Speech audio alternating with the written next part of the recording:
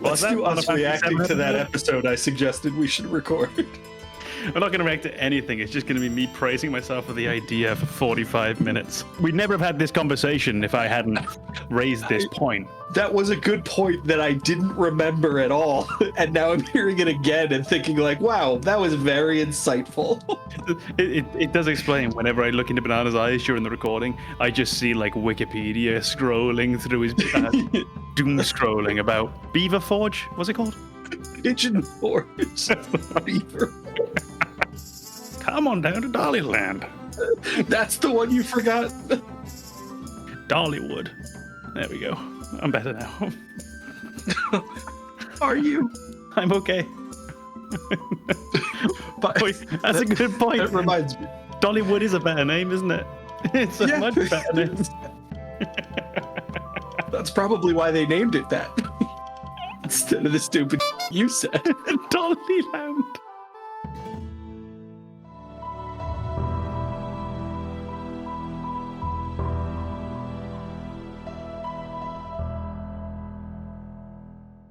Before we begin, the Gamers Advocate would like to remind you that any episode could contain game spoilers, so watch or listen with discretion. And now your hosts, Kom-less, Banana, and Legion. Enjoy the show. Welcome to another episode of the Gamers Advocate podcast, joined with the bright and enhanced BananaHammockRepublic. He's got a ring light that went out, but actually it looks good on my end, so you're good. Good. And myself, Legion. And what we're going to be going over today is just some games we've been playing recently, and some of them are older games that we've talked about in the past, and some of them are more newer games. I tend to see what's out there, what can be playable. Some games I just won't play. There's a lot of games that are out there that I'll dabble in, I'll touch. I can't play them all, obviously. There's so many indie titles that are out there, but there's definitely a game or two that me and Banana have been playing. You mentioned a few before we started. So one of the ones that I just kind of stumbled into in my Steam library, I've been going through and just looking at like games that I got in like a Humble Bundle or something I didn't even know about. It just came with something else I wanted to buy. And I found a game called Dracomaton, Dracomaton. It's this kind of simplistic little roguelite, dungeon crawler, almost bullet hell kind of game. And I had a lot of fun going through playing through the game. It's pretty focused on like learning different forms that are available to you as like the player character, and each of those gives you a kind of different weapon, and it has a primary and secondary attack, and you kind of learn how to synergize each of those together. And then as you progress, you unlock kind of mod slots where you can put one of those forms and it gives you the passive benefit of that form. So there's some fun strategy to it, and there's also just some skill-based gameplay if you'd want to focus on that. But I had a lot of fun playing the game, going through, and there's little terminals where you can learn more lore going on in the game world. Kind of secrets and little passwords you can use to unlock additional stuff. It's I think a really well-made game in its category that I had never even heard of until like this past weekend. And I spent a good few hours just going through and playing, enjoying the game, and like not even worrying about the achievement hunt I was doing, just having fun with it. Did you say it was like a roguelite? Yeah, it's so every room is a little bit different. The enemies are kind of randomized. Your rewards at the end are randomized, and then what you get in the like you have a choice between two rooms that lead to different rewards. And you do that until you reach, the first boss, and then you'll start another kind of route and reach the second boss. And then you have the option to kind of end that run or to start over from the beginning on like what is essentially New Game Plus within the same run. Yeah, I haven't heard of it before. What's the graphical presentation? Is it more like a pixel or? It's not high-end graphics. It's not quite pixel art, but it's definitely like a little more sprite-like. It does seem, I've seen the credits, because you see the credits after every run. I've seen them quite a bit. They are it's a relatively small team, and I guess that probably means it's, an independent development, but they did a really good job with it, in my opinion. I don't know. This is not anything like what you just described, but for some reason it triggered something in my head.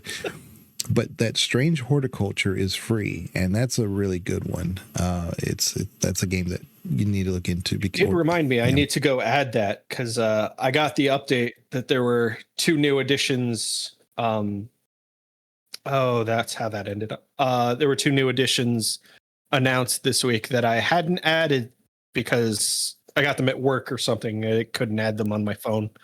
But yeah, I think that was one of the last ones that looks pretty interesting. Yeah, I've played it before. The Strange Horticulture. It's really there's a similar game that I was trying to bring up before when Tom he made some kind of joke about it was like, but it's a speakeasy detective game, and you're a bartender serving drinks, but you get to talk to all these people and you find out stuff.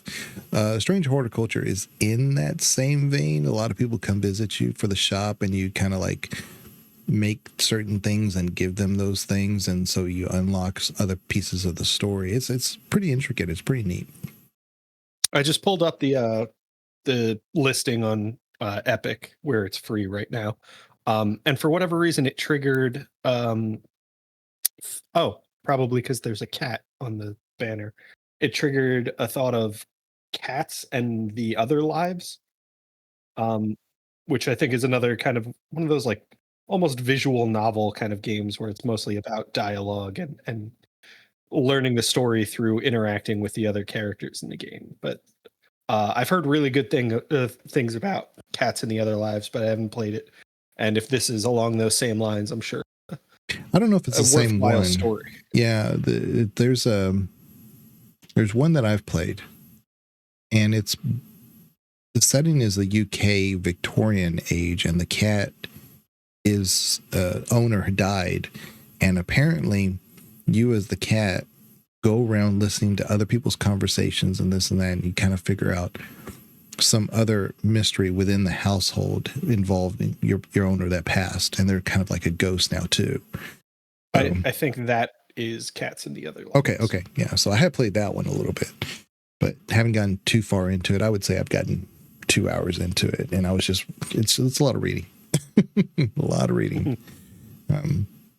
Definitely not streamer friendly. I mean, because you'd have to read the whole thing, keep up with what's going on, keep up with everything else that's going on in chat. It's not streamer friendly, but it's a good little cozy game. For me, I guess the most recent game I've been playing a lot of is Dune. I'm not going to talk too much about it because I'm saturated with the spice.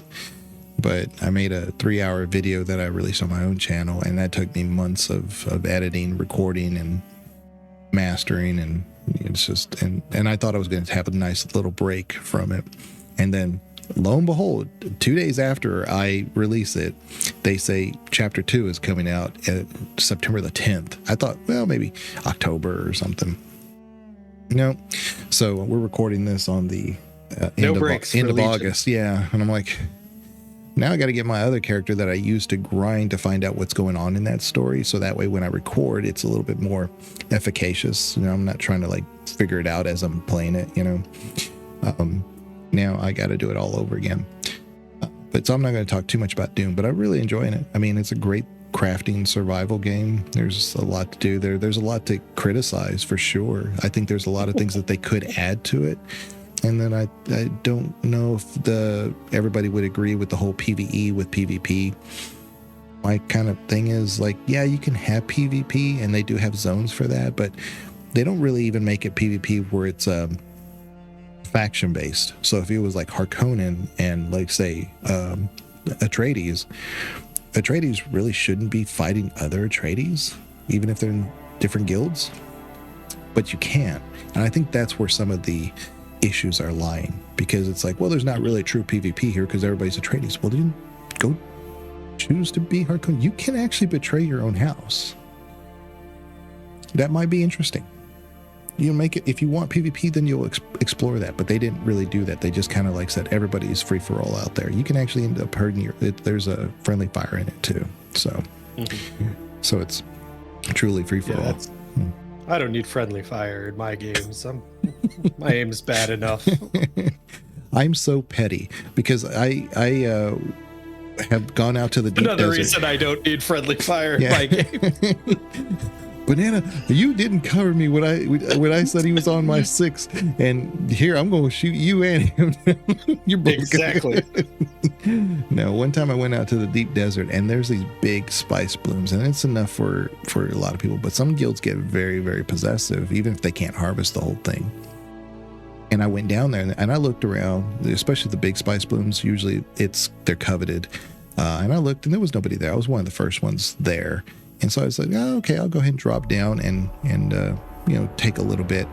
I grabbed maybe 3 little things of spice, and then somebody started shooting at me. And so I always carry a thumper on me. And you don't really need thumpers, really, unless just to mess with other people. And I thought, there's this big, huge spice field here, and they're not even going to let me have like a little bit.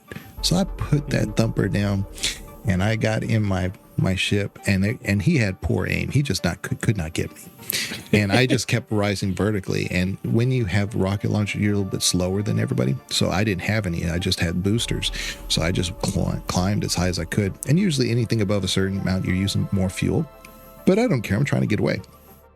So I climbed higher, and I think he thought I had some missiles that I was going to like shoot on him, so I kept like staying right on top of him to freak him out. Meanwhile, that thumper's down there. And then I'm just like escaping, going left and right. And then I finally just say, you know what, screw it. I'm just going to leave. And I see his whole fleet of his guild people bringing their carriers in.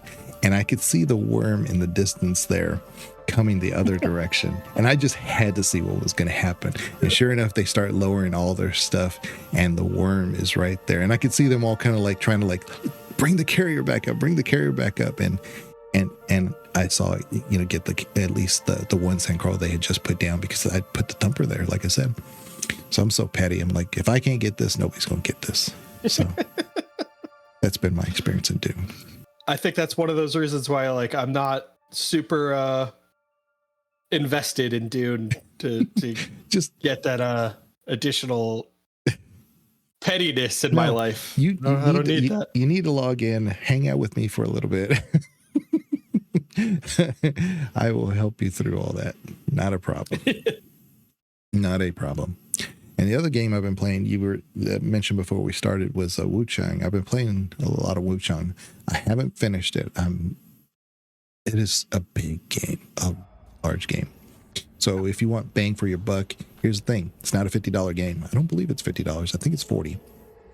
So it's a good price for what you get. It's maybe a 40-hour game, 35, depending on how good you are at the game. If you're like me, probably a 90-hour game. Yeah, I was about to say. So like 100, 110. There's a ton of content there, and so many bosses. It's very similar to Wuchang in the bosses. There's just so many of them. There's not a ton of enemies in between. You kind of go, it seems like you go boss battle. But there's clearly main bosses. And then there's mini bosses that you clear that don't respawn after you've killed them. So they kind of litter the overland. They're not in a hidden area or something.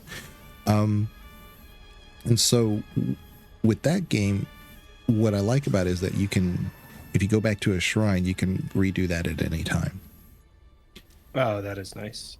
And as you build up your weapon type, like longsword or the dual blades, it upgrades all of them. So if you put extra, +1 to your weapon type, it +1s all those weapons in that weapon type.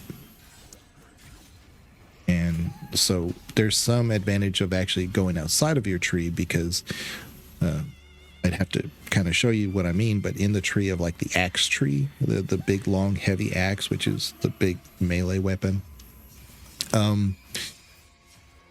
in the first bifurcation of the tree, you have plus strength of +5. Normally they're just +1 here and there, but you have +5 and +5 stamina, I think.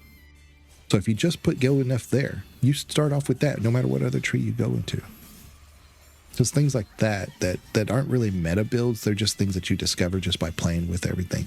And you say, well, what if early on I want to go down more of a magic build? What would you do? And there's some actual passive traits that you can do with that. Just holding the blade in your hand in that type of tree will start earning you bonus magic, what they call your feathers. So those feathers are unlockable buffs or actions in the middle of combat or something. So as you do things like parry or dodge perfectly or whatever, you get a feather, and then you use that in that build, whatever you have, to activate that action.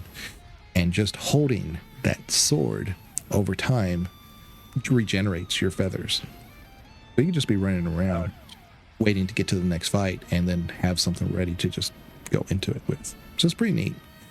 There's a ton of like little nuanced things with the builds that you have in Wuchang that are really good. I think it's pretty tight. I didn't have any problems on the PC like everybody was having, but I am very aware of how virtual memory works in a lot of games. I did this probably because of, believe it or not, Planet Coaster.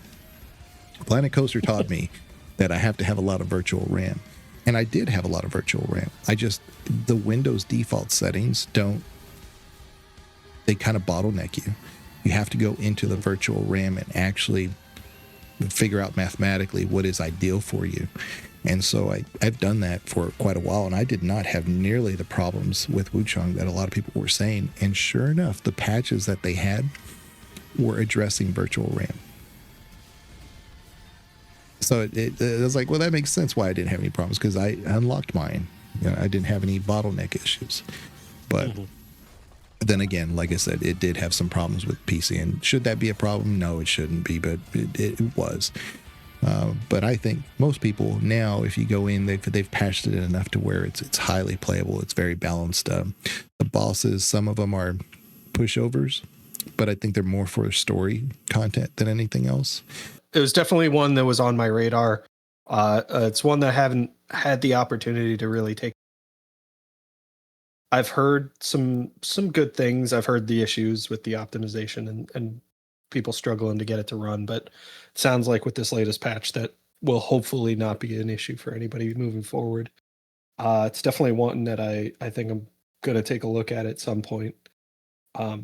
Although I have been playing a good bit of Titan Quest 2 since that was released in early access, and I'm enjoying a lot of that. I think I'm really looking forward to when that opens up and we get the kind of cooperative effort available in that. But I'm really enjoying the kind of almost Diablo-esque combat and control scheme in that. And then the your ability to customize your character within multiple trees. So in Titan Quest 2, you have kind of 4 almost specializations that are presented to you. And in your first decision, you pick one of those 4 and you're like, all right, I'm going to be, a spellcaster. I'm going to focus on this kind of storm power where it's ice and lightning and all of these cool elemental effects. Or I'm going to be, a tank. I'm going to focus on melee. I'm going to get in there. And you think to yourself, like, all right, this is how I'm going to build. And then you get to that second time where they're like, all right, choose another one. You're like, oh, this is interesting. I wasn't expecting to be able to choose 2 of these 4. How am I going to do this? Now I want to be like the spellcaster rogue. Do I want to be a spellcaster tank? Do I want to be a rogue tank? How do I build these together? And I'm having a lot of fun experimenting with the different combinations of those, experimenting with the different synergies that exist, because some of those, what you wouldn't really think of as obvious pairings actually work really, really well together. And I'm having a lot of fun playing through that game. It's loosely tied to the Greek mythology, which and I appreciate games tied to that. And it's just a fun, pretty solid, well-made game. Has that kind of Diablo drop system with equipment, so you're always looking for the next best item that suits your build. And that's going to be taking up a lot of my time, I think. Kind of closer to its full release. Yeah, I love the original Titan Quest. When that came around, that and Diablo 2, even now, I think they're my favorite ARPGs of all time. Easily. Because I've shown Banana off screen. We have 4 in this early access, but there's actually like 12 that should be unlocked if they went with like the old Titan Quest, because you had 12 there. And originally I think it was like 8, and then they had like a DLC shortly after that or something that made it 12. And there's been several DLCs after that, but I don't think they've added to those base ones. But the thing is that it's not just within that talent or that spec, but you also have your baseline stats that you can buff differently. So like barrier, you can put points in barrier, and that can heal you when you turn the barrier on. And then if you don't want to do healing, you can make it a stronger barrier, and that's where you put your points in. And you don't even put any points into the actual spec build that you want. There's so many different ways of looking at the same problem. Yep. Yeah, I as soon as I learned that I could devote some of those points to my dodge. Oh man, that made the game so much better for me, because I was just like, I keep using my dodge to get out of combat, or like to get out of the area of effect of an attack, and then the cooldown is forever, so I get hit by like whatever follows that up. And yeah, no, you can invest some points into reducing the cooldown, so you don't have to worry about it. You can also increase the distance of your dash, or use it to teleport, so that there's not any kind of like risk of dodging directly into the next. There's a lot of customization. And Banana is describing exactly how 2 people would look at that very differently. I don't dash. I'm fighting. I'm going in, and he's doing the souls dashing around things, and I just don't. It's like I want to like go right up toward it. So my barrier is what I put my points into. Yeah. Well, so I was also like, my first character was primarily an archer. Yeah, so gotcha.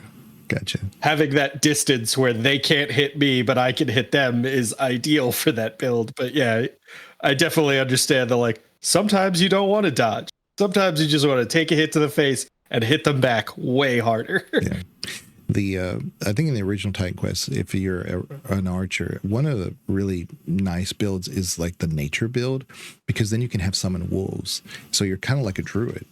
Yeah. So you're an archer with this druid ability, and you have like this regenerative. So you cast regeneration on your wolves as they're fighting for you, and it just makes the field of battle so much more entertaining and fun.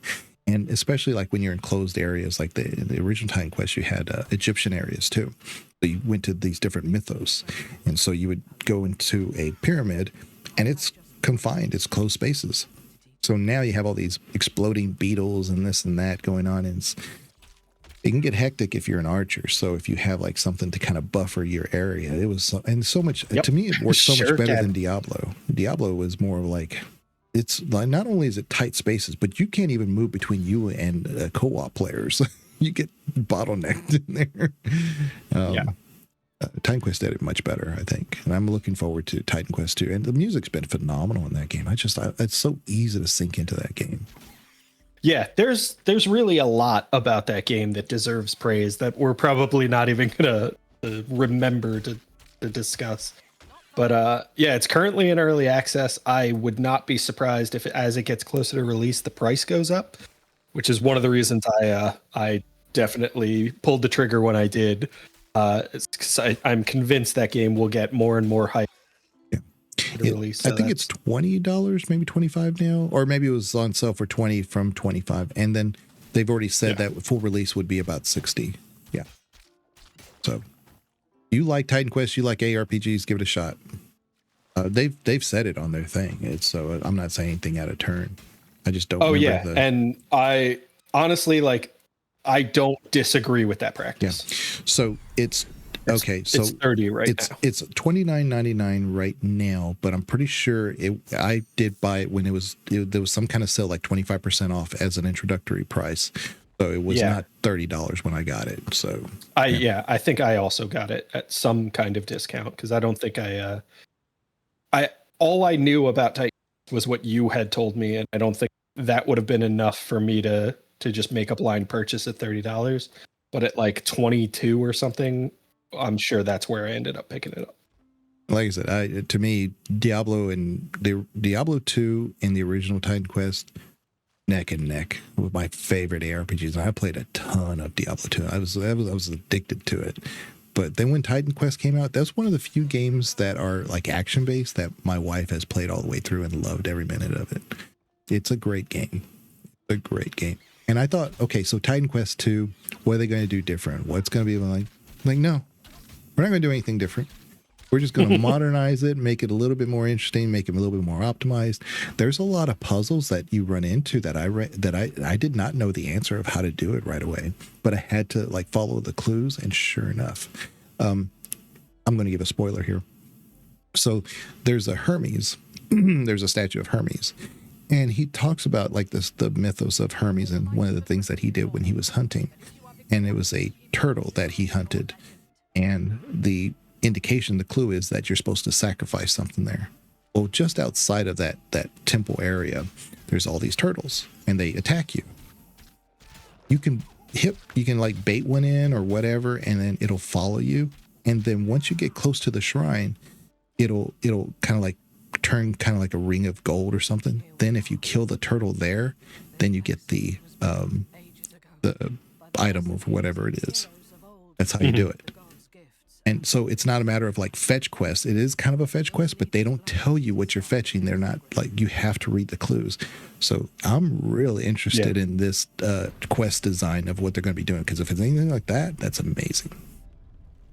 That's one of those things that like I probably don't appreciate as much as I used to in older games, but now in modern games, I think I appreciate, because I feel like in modern games there's a lot of people have a lot of tendency to like race through them and not pay attention to the dialogue. I definitely have done that, especially on stream. Like if I'm reading a chat message on stream, I might be just hitting a button that advances dialogue on the actual game, and then I'll look back at the game and be like, what the fuck was I supposed to do? And I feel like it's infuriating in those moments where you don't know what to do to advance like the main story, where you get stuck. But if it's something like that, where it's like a game reward that you don't really need to progress, it's just you get the benefit of some bonus gear or something along those lines. That's a great way of encouraging your players to pay attention without like harshly punishing. And also in the old Titan Quest, which is not in this one at the moment, the enemies that face you, if they have a unique weapon or armor, it doesn't even have to be super unique. They wear it when they're attacking you. Mm-hmm. So not like spiders or something, they can just drop whatever. But like, let's say you have like this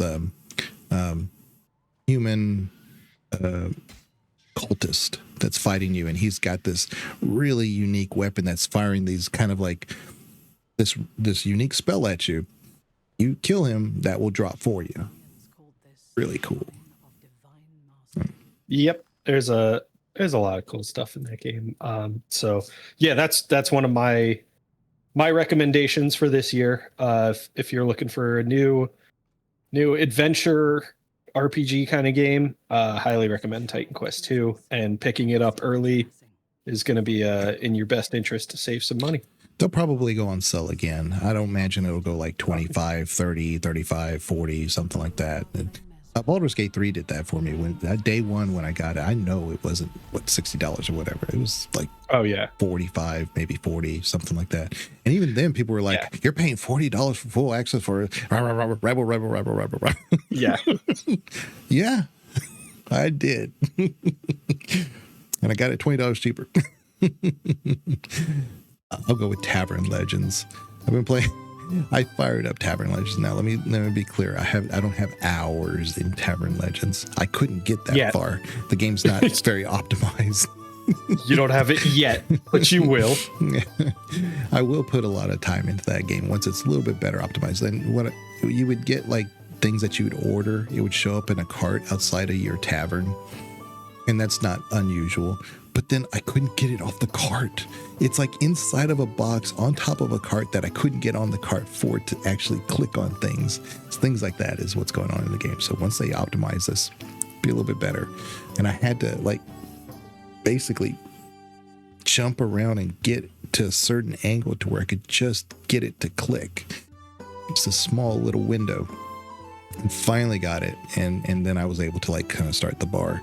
But it's been really humorous to play that game. There's a lot of there's like a mini puzzle just within the menu option. You have like these arrows, so you shoot at the menu that you want, like the settings, load game, new game, credits, whatever. So you can replenish your arrows because there's these chickens you can fire at. Now you get points for hitting the chickens. They just basically fall over for a little bit and then they get back up. So there's no permadeath for chickens. And you can pick them up in the middle of the street and kind of like toss them at people. So there's a lot of like interesting little humor associated with it. You can decorate the bar however you want to. So all the regular tavern physics are there. You have a place where you stay at, but you actually have to lock and unlock your tavern because you could get thieves. So there's a whole like tree going on with there's supposed to be some story related to things, but right now it's early access, so it's really hard to tell. But they've been working on it for a little while, so there's this whole roadmap for it. So I wasn't hopeful for this game before when I saw it about 8 months ago, but now that I've seen it and I've played it and I've seen the roadmap, I do see a path there for them to actually start integrating some stuff. If you want a true medieval type scene setting, like if you owned a tavern in Skyrim, this is that's one that was not on my radar at all. So I'll have to take a look into that. Maybe I'll find out I already own it, but I doubt it. One of the like bundles I purchased for a long time ago when I was streaming more regularly, I purchased Dragon's Lair because I wanted to share that with my community, as you know, that game and what it was to play that game originally. And that I think came in a bundle of Dragon's Lair 2, and then there's a space one that I can't remember the Space Ace. I mean, they're all essentially that same game, the quick time event. And I played through Dragon's Lair on stream, and I played through Dragon's Lair 2 pretty recently. And I really enjoyed that. And what I appreciate most about those games is that when you get to that main menu and you look at the extras, there's a way to just watch the game, like watch somebody play through and enter all the appropriate commands to navigate through the story without you being responsible for that. Because those games are really wonderful animations, and they're a relatively short story, but it's when you're playing, you don't get to appreciate the animation at all. You are very focused on what do I need to do next and making sure that you're clicking on the right button as fast as you could possibly register that it is the right button. So I played through the game and I was like, I have no idea what happened. I'm going to go back to that main menu. I'm going to watch the cutscenes play out. And I love that feature. It just makes it so much more enjoyable. And it makes it possible to like really appreciate the game as a whole, because that game is most appreciated by people who aren't playing it. But you did Dragon's Lair 2. How did you find that compared to the first one? So gameplay in Dragon's Lair 2 is almost exactly the same. I think it actually is the same 4 directional buttons and then an attack button. And you kind of you try to watch the scene play out, and depending on how you're playing, there's a mode where it will flash the direction that you need to move or the button you need to press. And then there's a mode where you don't get that hint, which is more consistent with the original arcade version of these games. And trying to evaluate that without the guidance is really challenging. It's a solid way to fail more often than, but I was doing my whole completionist thing. So I played the game with, by default, those hints are enabled. I played the game that way, learned, and then I went through and tried to do for the achievements playing the game without those enabled. And it's still pretty challenging. But Dragon's Lair 2 has this addition over Dragon's Lair. In certain scenes, there will be a collectible item that will pop up on screen, and is actually, it encourages you to, rather than using the correct button press to navigate to the next scene, you actually deviate and press the button in the direction of wherever that collectible is. And then you get this unique little cutscene where Dirk, the main character, grabs that little collectible and then moves on into the scene. And you can't complete Dragon's Lair 2 unless you collect a certain amount of them. You won't get into the final sequence of the game. You'll hit a little dialogue box that says, you haven't collected enough, start back at the beginning. And I think in the original version, the arcade version of Dragon's Lair 2, those collectibles were just bonuses. You didn't actually have to have them to get all the way through the game. But when they ported it to Steam, they were like, you might as well force people to get them, because there's no reason to get them to fail. Each scene that you went to was randomized. So in other words, you weren't going from one hallway to directly the next hallway to this other hallway. Those 3 other hallways could be at any time, And so I guess it's possible to prevent the code from going straight to the final boss fight, maybe. Well, so in Dragon's Lair 2, I think everything is sequential. It is, or at least on this, at least on the Steam version, which is what I've been playing. I know in Dragon's Lair 1 it was randomized, but in Dragon's Lair 2, every kind of set of scenes is themed. So you'll do I think there's one where you meet Eve in the Garden of Eden, and you'll do all the scenes in that, and then you'll move on to another one where you're time traveling and you meet Mozart, and then you navigate through that scene, and then you I forget what else there was in that one, but eventually you'll make your way through all of these scenes. But every one of those individual groups, the sequence is always the same. So you can memorize the up, down, right, whatever pattern, which is really good for those moments when you're okay, I'm just going to memorize the pattern, know exactly what I have to do. Whereas in the original Dragon's Lair, you had to memorize the scene and what you needed to do in the scene, and then react when that scene popped up, which made it way more challenging. But I think in Dragon's Lair 2, they took a little bit of, at least in the Steam version, it's entirely possible that the original release in arcades didn't have it sequential like that. Yeah, because in the arcades, the original one, unless you were a millionaire, you pumped in so many Oh quarters. yeah. Yep. I am sure they made quite a bit of money off that original release. Yeah, because you had, like I said, the various scenes, you'd have a towel on the floor that it was colored. You had to jump a certain way. There's a Goblin King. There's these the pots or these spirits that can put you into their pots or coffins or something. But that doesn't mean you're going to go one ABC. It could be CBA. There's just, so again, you had to play it so much to even just know what the scene was and what to do. But yeah, so Dragon's Lair 2 is that's interesting. Interesting. Yep. And I don't know anything about Space Ace other than it's the same style of game, so I'll have to check that one out.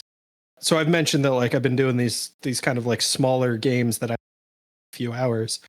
I think just because of like the time that I have to devote to these games now, I'm not looking for those games that require a significant investment, which is a shame because there are a lot of games in my library that fall into that category, and a lot of games that are really, really good that I've started and then I just get to that point where I'm like, I need a break from this, and then I come back from the break and I'm like, I'm not really feeling it now. So like I've played a pretty good bit into Clair Obscur, and I've really enjoyed the gameplay, but just continuing that game and like investing the time in it is something that has kind of deterred me from going back to it. But I really think that's a solid game. The gameplay is excellent. The music in that game is incredible. I am confident that soundtrack will win an award somewhere this year. But yeah, I was enjoying that. I just, because of like the availability of time that I haven't committed to that game as much as I really should. I think Com will definitely say that Death Stranding and will win music and game of the year, but I'm thinking it's going to be Clair. I don't know Death Stranding's music as well. The gameplay that I've seen definitely leads me to believe it will be in the consideration for that. But I don't know about music. I that didn't stand out for me in the sections of gameplay that I've seen. At least not to the degree that Clair obscured. That music is a huge part of that game and really, really incredible. Not played Death Stranding 2, obviously, but having seen quite a few games of it for research purposes, because I don't want to just let Com be the only person who knows anything about it. Just at least I know something about it. I know what like terms mean. I know where like some of the main characters are and things like that.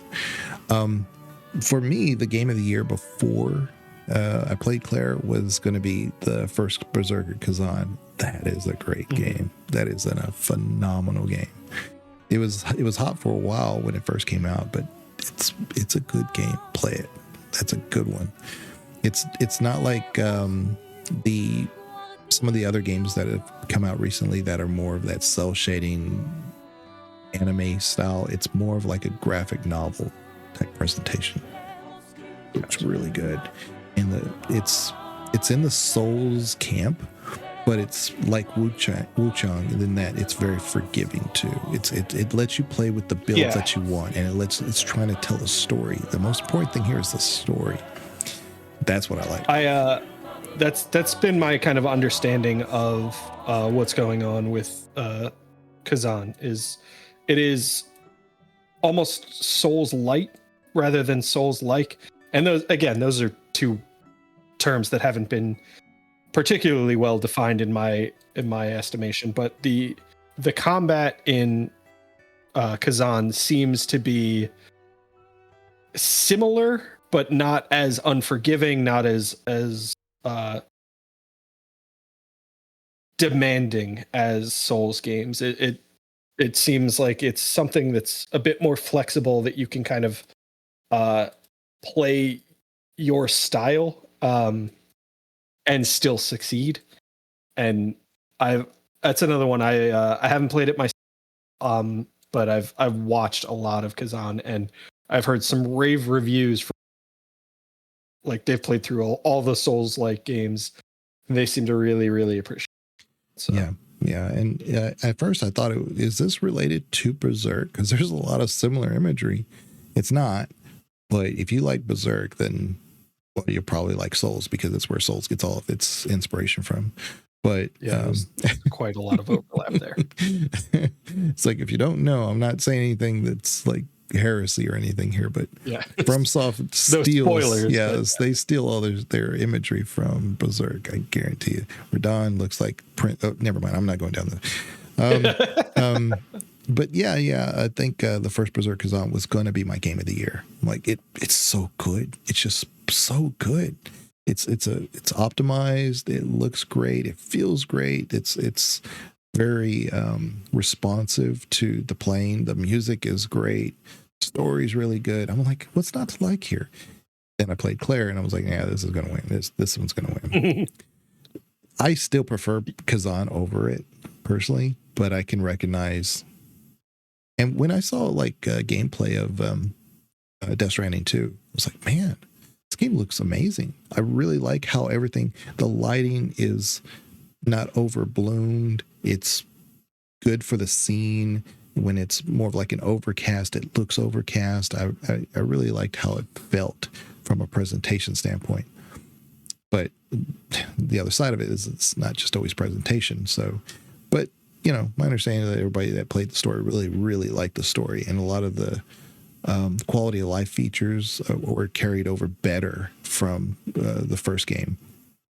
But there's still the monotony of traveling around and going from point A to point B. And I feel like you're encouraged to do some backtracking in Clair, and I'm not a huge fan of the backtracking I've had to do in that game.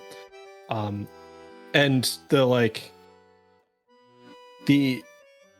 I guess the optional bosses, like the chromatic enemies that you can sporadically spread out through the world, they are confusing to me in the sense that I don't know when I'm supposed to challenge them. I can't tell if this is a skill issue or if this is me challenging an enemy I have business in.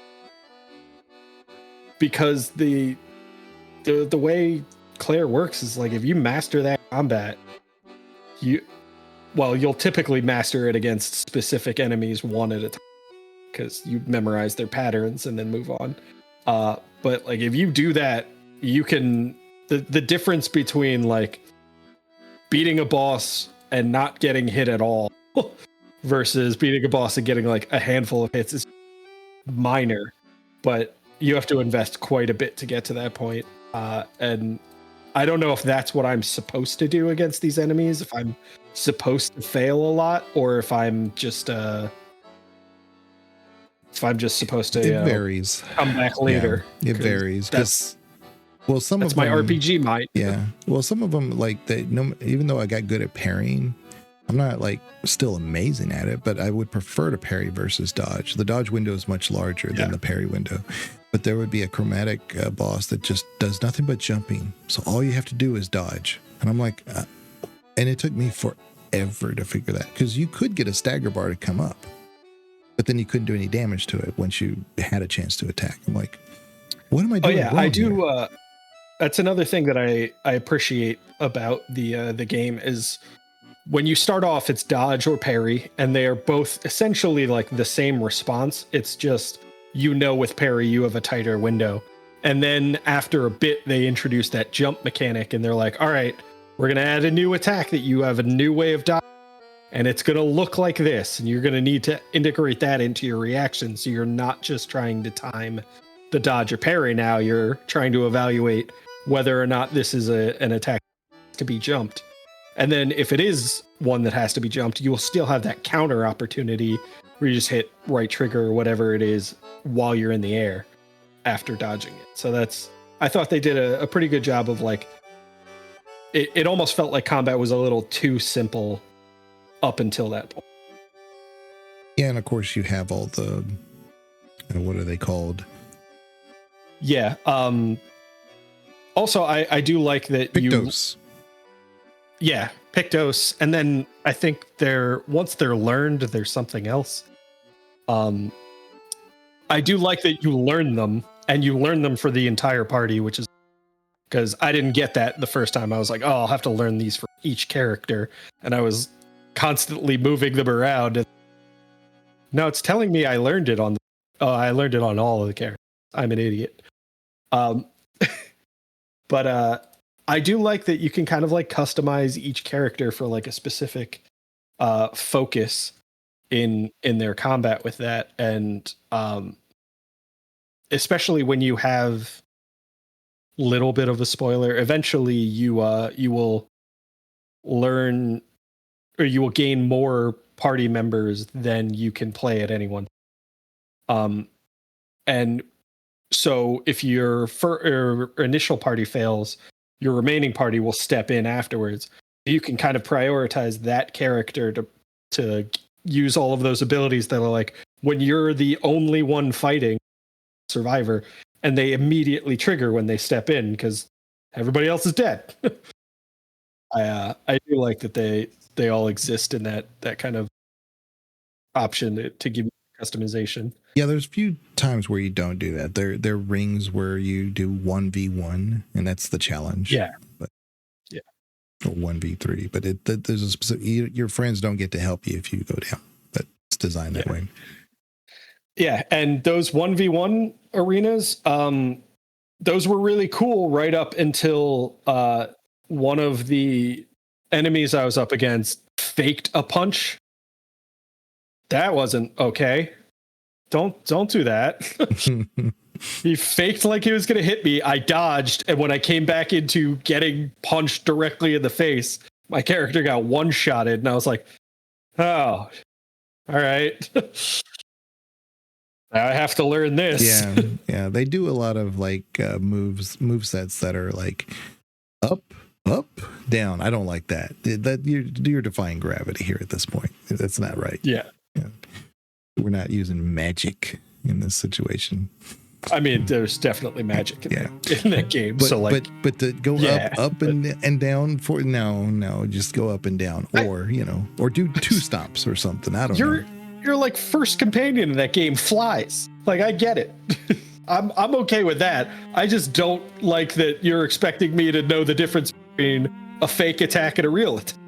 Like I said, so I tend to parry, so it tends to be like, because that window's shorter, believe it or not, in that scenario, I could probably get off a parry because, again, I do it fast enough, and I see that I can react again. Whereas a dodge, it's a longer move. Mm-hmm. It's a longer move set. So victory to parry. If I'm doing like my initial fight against an enemy, or I'm trying to learn their patterns and stuff, I'll do the dodge just because it is more forgiving like that. And so I'll think like, oh, well, I should be dodging because I don't know what I'm up against. I don't know the timing. And then I'll get punched in the face and be like, well, there's no way I could have known the guy was horseshit. And what I really also liked about Clair is the different environments you go to are different enough. Like, let's say you're in an underwater area versus an area where the lanterns are all up in a cavern. They have that similar feel, but they're clearly presenting a different environment. And what I would have appreciated a little bit more is why that scene exists. Like, why are we underwater? What's going on there? More immediacy. And the characters seem to treat it just like, oh well, and then they move on. Like, no, this is different. Yeah, I assumed it was because of like the fact that I hadn't gotten very far in that game. Yeah. But there's a lot that I just think of as like, well, that wasn't explained at all. Yeah, so and that kind of like leans heavily into the whole like, well, just trust us, bro. Like, it's there for him. Yeah. Like, I from a lore standpoint need a reason why I'm here, and if you don't explain it right away, that's fine. But my character should be confused too. Yeah, I felt like there's a lot in that game where like the characters are very accepting of what they're up against, and the only one who seems to have any questions or like want to dig into the reality of what's going on and like try to figure out what they're up against is what is her name? Mayo?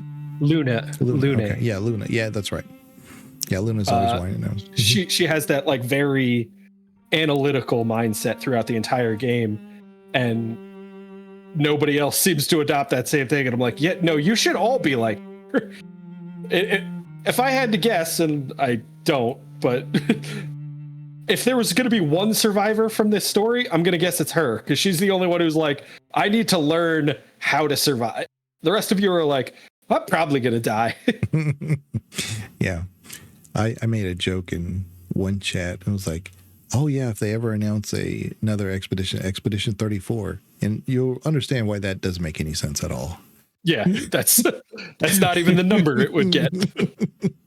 Exactly. Expedition 32. Oh, well then, okay, maybe. That's almost like a spoiler in the title, but yeah, okay. I was going to make a little joke about like what I've been doing with my time outside of Clair Obscur, because I think we both just talked about how great a game Clair Obscur.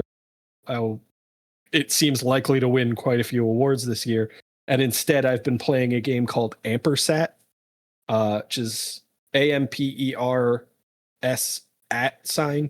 @T, and it is it's like a dungeon crawler game based around the characters on a keyboard. So like you play through dungeons and unlock the next letter in the alphabet, and then you'll read messages and stuff like that as you unlock more. It's a simple, silly little game, but it was pretty well done. And I think that was another one that I just discovered on my PC or in my Steam library through like a Humble Bundle or something. But I was pretty happy with that. Well, a little bit of history lesson here. One of the first, possibly the first horror game on a CRPG was I don't know how to pronounce the beginning part, but it's the Nostromo, and it is an alien-based game. And on the screen, it's an @ symbol. It just kind of like chases you. And you have to like go into like certain, and I think that was 1981 or 82. So it was like early in, and that's why I say it's the first one. And what's interesting is that the first 2 or 3 CRPGs came right about the same time. And then there was nothing after that for a long time. It just wasn't. And did you know also? Probably not. So when you said like there's like the Ampers, whatever, I was like, well, yeah, it's probably an homage to the first horror game. But did you know that in the game show awards, there's no horror category? I didn't notice that. Probably because horror is not, my genre, but like I've been listening back to some of the older episodes, and we were talking about like categories that we thought, belonged in the video game awards, and we were struggling to come up with them. But horror definitely feels like it deserves some recognition. Yeah. It's only ever classified with soundtracks, best soundtrack of the year or best game of the year, but it doesn't have its own, like, they have best indie, they have best this and that. But as far as a category, there's no best horror game of the year. And there's so many, especially a lot of them are indie. So make it happen, Gamescom. Make a horror game category. Yeah. We know you listen to us. Yeah. If they did, then they would be far more successful than where they're at now. They're struggling. Yeah. We know everything there is to know about being successful in the video game industry. Yeah. You should definitely listen to us. So is there any game that you guys have been playing? Put it in the comments. Let us know, because we can't, obviously we can't play them all. And there's even some of the newer games that come out. I mean, we know about them, but we may not have actually touched them at all. Com has finished Death Stranding too, so we can comment that he has finished that. So if you want to comment about that, then I'm sure he'd love to reply to some of those. But yeah. Any games that you want us to like review or go over? Banana's still working on some BG3 guides, and tell them you're sick and tired of waiting for the next video. Just put it in the comments. So. I had a friend reach out to me for one of the guides I've been working on, because she started a new character, and I went and loaded up my game, and it was like the save was right there, and I was like, I just need to put in the time to record it, do the editing, and then I can upload. But finding that time has been such a pain. But yeah, tell us in the comments of any games that you want us to discuss, or games that you've been playing, and that way we can go over that. The chances are we have played some of the games if you listing them on there. Again, it's just we can't focus on every single one of them. But I've still played. I fired up Traveler's Rest the other day. So yeah. I want to take a real quick moment to encourage the same thing, because I feel like we have, you know, some regular listeners and viewers on various platforms, and I feel like I have no idea. We've had some things that have gotten some good responses and favorable results on YouTube or Spotify, but comments are a much better way to give us feedback on what it is you want to see, you'd like us to discuss. And I'm very curious about, you know, like who listens, who's watching, and what their gaming interests are. We hate the fact that you guys keep talking about Final Fantasy. Well, it's not going to stop these guys from talking about it, but at least we know that. Too bad. I've only played like 40 games and 15 of them are Final Fantasy. Yeah. So, yeah, at least it gives us a heads up of like who the audience that YouTube is reaching. Yeah. It keeps reaching the hates Final Fantasy audience, which doesn't make sense. That's not the audience we need. It's like, no wonder it's a slow climb. Hates Mass Effect, hates Final Fantasy, hates Baldur's Gate. And only loves Mass Effect Andromeda. Yeah. Anyway, we will check you guys later. Bye-bye.